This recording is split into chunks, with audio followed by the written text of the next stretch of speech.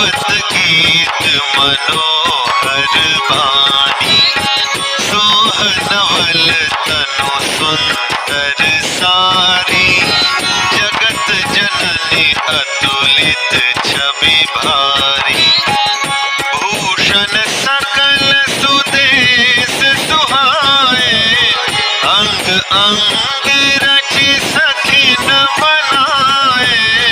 रंग भूमि जब सिया पगुधारी, देखी रूप मोहे नर नारी।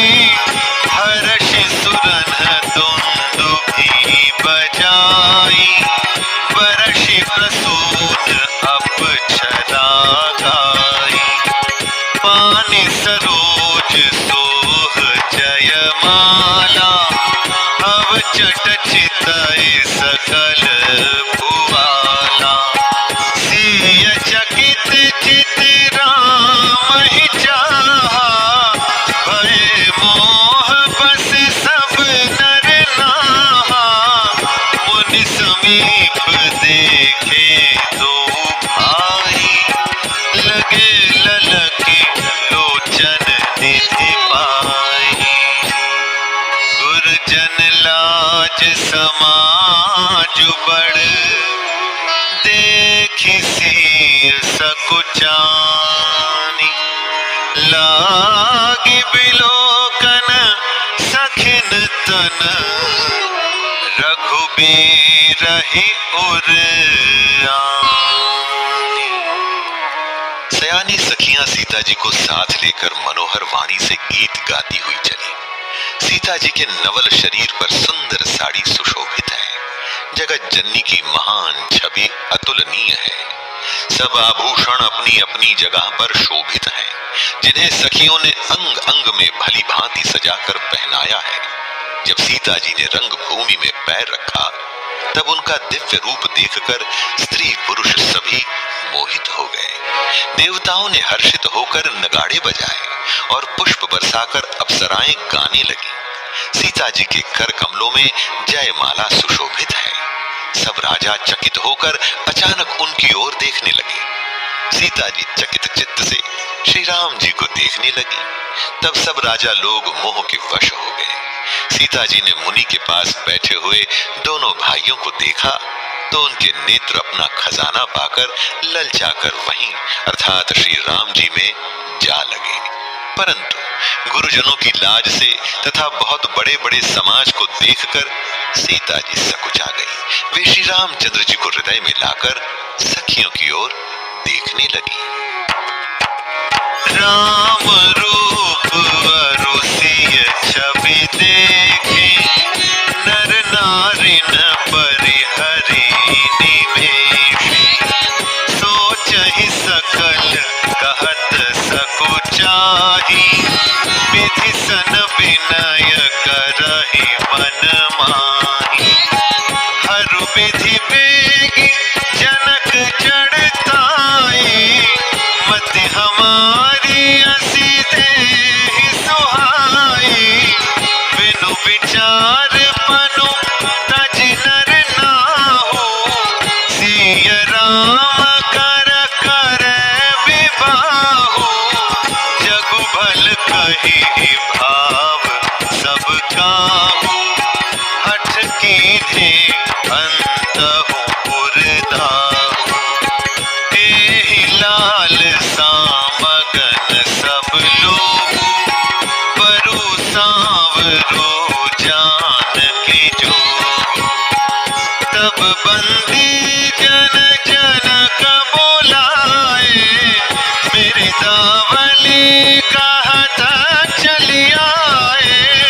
कहा त्रिभुजाई कहु पन मोरा, चले भाट ही हर्षु न तोरा।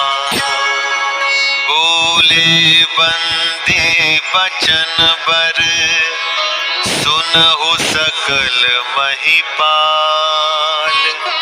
पन विदेह कर कहि हम, भुजा उठाई विशाल। श्री रामचंद्र जी का रूप और सीता जी की छवि देखकर स्त्री पुरुषों ने पलक मारना छोड़ दिया। सब एकटक उन्हीं को देखने लगे। सभी अपने मन में सोचते हैं पर कहते सकुचाते हैं। मन ही मन वे विधाता से विनय करते हैं, हे विधाता, जनक की मूढ़ता को शीघ्र हर लीजिए और हमारी ही ऐसी सुंदर बुद्धि उन्हें दीजिए जिससे बिना ही विचार किए राजा अपना प्रण छोड़कर सीता जी का विवाह राम जी से कर दें। संसार उन्हें भला कहेगा क्योंकि ये बात सब किसी को अच्छी लगती है। हठ करने से अंत में भी हृदय जलेगा।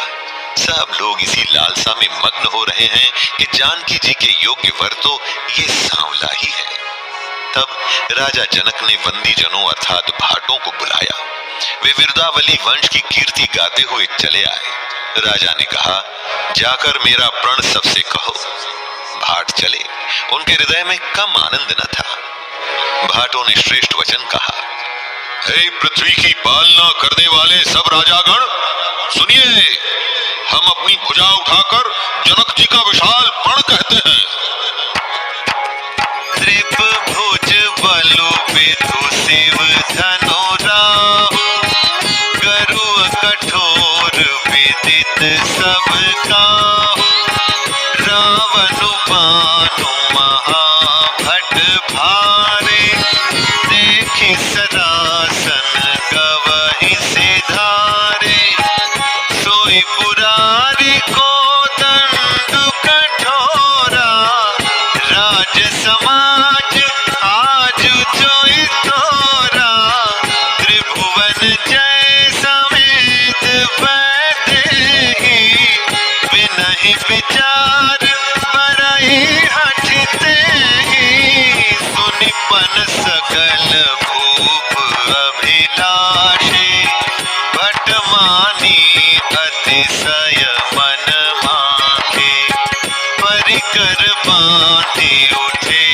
अकुलाई, चले इष्ट देवन सिर नाई, तमकिता की तक शिव धनु धरहि, उठै न कोटि भांति बलु करहि, जिनके कछु विचारु मन माही, चाप समीप महीप न जाहि,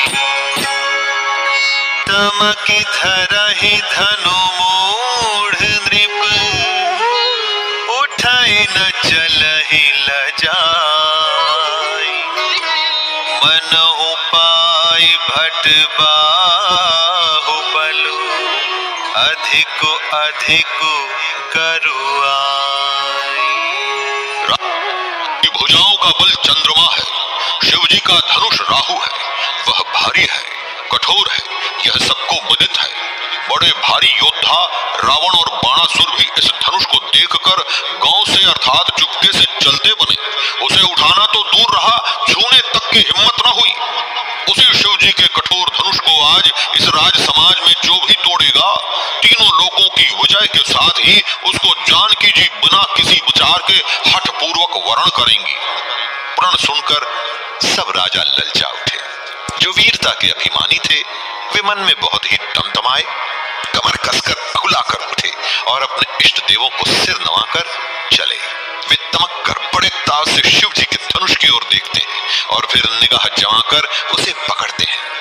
करोड़ों भांति से जोर लगाते हैं पर वह उठता ही नहीं। जिन राजाओं के मन में कुछ विवेक है वे तो धनुष के पास ही नहीं जाते। वे मूर्ख राजा तमक कर किटकिटाकर धनुष को पकड़ते हैं, परंतु जब नहीं उठता तो लजाकर चले जाते हैं। मानो वीरों की भुजाओं का बल पाकर वह धनुष अधिक अधिक भारी होता जाता है।